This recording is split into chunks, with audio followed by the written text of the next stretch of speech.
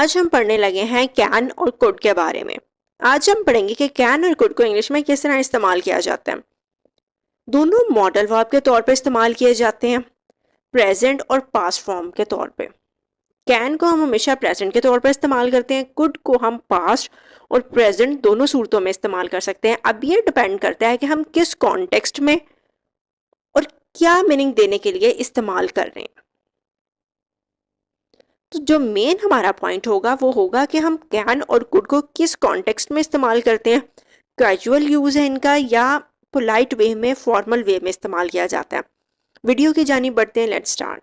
Can और could को ability show करने के लिए इस्तेमाल किया जाता है। कैन को प्रेजेंट टाइम में इस्तेमाल किया जाता है। कैन की पास्ट फॉर्म कुड होती है। अगर हम प्रेजेंट टाइम की एबिलिटी की बात कर रहे हैं तब हम कैन का इस्तेमाल करेंगे। जैसे आई कैन स्पीक इटालियन, मैं इटालियन बोल सकती हूँ। अब यहाँ पे हम प्रेजेंट टाइम की बात कर रहे हैं कि मैं इस टाइम में इटालियन बोल सकती हूँ। I can drive a car, मैं कार ड्राइव कर सकती हूँ।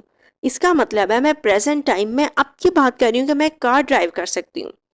लेकिन अगर मैं ये बात इस तरह कहती हूँ आई कुड स्पीक इटालियन, तो इसका मतलब है हो सकता है मैं अपने बचपन की बात कर रही हूँ कि मैं बचपन में जब यंग थी, व्हेन आई वाज यंग, मैं तब इटालियन बोल सकती थी।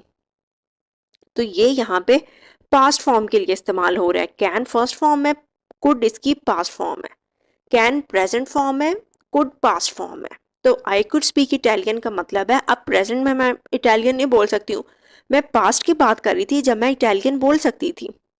I can drive a car, इसका मतलब है प्रेजेंट टाइम की बात कर रही हूँ कि मैं अब कार ड्राइव कर सकती हूँ। लेकिन अगर ये बात इस तरह से कही जाती है I could drive a car, तो इसका मतलब है मैं पास्ट की बात कर रही थी। हो सकता है कोई इंसान अब बूढ़ा हो चुका है और अब वो कार ड्राइव नहीं कर सकता, तो कुड का मतलब है पास्ट की बात की जा रही है जब वो कार ड्राइव कर सकता था। I could drive a car, मैं पास्ट में कार ड्राइव कर सकती थी। I can drive a car, मैं प्रेजेंट टाइम की बात कर रही हूँ कि मैं अब कार ड्राइव कर सकती हूँ। अब रिक्वेस्ट, हम इंग्लिश में कई दफ़ा आपने ये सुना होगा कैन का इस्तेमाल कर रहे होते हैं और कुड का इस्तेमाल भी कर रहे होते हैं। तो बेसिकली इन दोनों में डिफरेंस क्या है? अब ये डिपेंड करता है कि आप इनको किस कॉन्टेक्स्ट में क्या मीनिंग कन्वे करने के लिए इस्तेमाल कर रहे हैं। ठीक, ये दोनों ही है, लेकिन आपने किस सिचुएशन में कौन सा वाला इस्तेमाल करना है, इससे मीनिंग वाइज डिफरेंस आएगा। अगर आप कह रहे हैं कैन यू हेल्प मी, तो ये ठीक है, क्या आप मेरी मदद कर सकते हैं।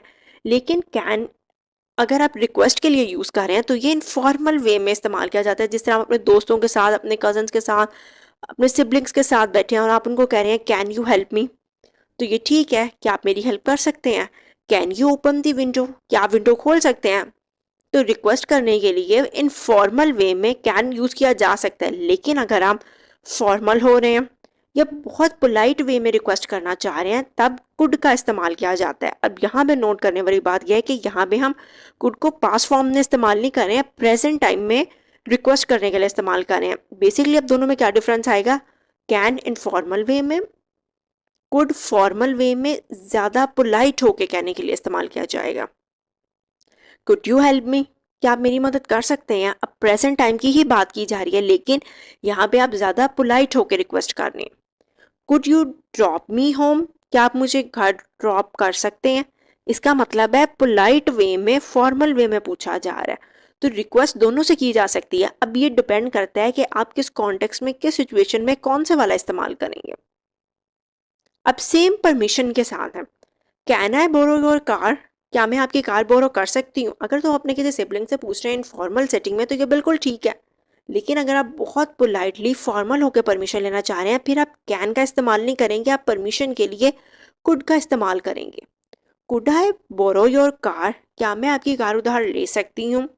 यहाँ पे कुड प्रेजेंट में ही इस्तेमाल किया जा रहा है, लेकिन ज़्यादा पोलाइटनेस शो करने के लिए आप कुड का इस्तेमाल कर रहे हैं, कैन का इस्तेमाल नहीं कर रहे। कैन आई गो आउटसाइड, क्या मैं बाहर जा सकती हूँ। इनफॉर्मल वे में तो बिल्कुल ठीक है, लेकिन ज़्यादा फॉर्मल वे में पोलाइट होने के लिए कुड आई गो आउटसाइड। अब जब किसी को सजेशन दे रहे हैं, ज़्यादातर जो बेहतर तरीका है सजेशन देने के लिए, क्योंकि आप सजेशन हमेशा बहुत पोलाइट होकर देते हैं, तो कुड बेहतर है। लेकिन अपने दोस्तों को आप जब सजेशन दे रहे हैं तब आप कैन का वर्ड भी इस्तेमाल कर सकते हैं। वी कैन मीट टुमारो, हम कल मिल सकते हैं। आपने ये लाइन बहुत दफ़ा सुनी होगी। आप अपने किसी दोस्त को ये कह रहे हैं, लेकिन अगर आप किसी ऐसी सिचुएशन में, ऐसे कॉन्टेक्स्ट में, ऐसे सेटिंग में बात करना चाह रहे हैं जहाँ पे आप चाह रहे हैं कि पोलाइटनेस भी हो, आप सजेशन भी दे दें और आप फॉर्मल तरीके से दे दें, फिर आप इसी बात को कुड को इस्तेमाल करते हुए कहेंगे। ठीक दोनों ही है, डिपेंड करता है आपने बात किस वे में, किस कॉन्टेक्स्ट में, किस मीनिंग में कहनी है। We could meet tomorrow, present time की बात कर रहे हैं, लेकिन फॉर्मल होकर पोलाइट वे में। You can do it tomorrow, आप अपने किसी दोस्त को, कुलीग को कह रहे हैं कि आप इसे कल कर सकते हैं, लेकिन अगर आप बहुत फॉर्मल होकर किसी को कह रहे हैं, सजेशन दे रहे हैं, फिर आप कहेंगे you could finish it later, आप इसे बाद में ख़त्म कर सकते हैं।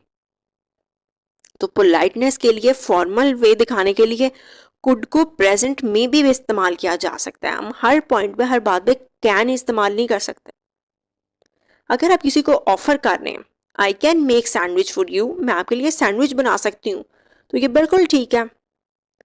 आई can pick you from college, मैं आपको कॉलेज से पिक कर सकती हूँ, ऑफर के लिए ये बिल्कुल ठीक है, लेकिन कि फॉर्मल वे में।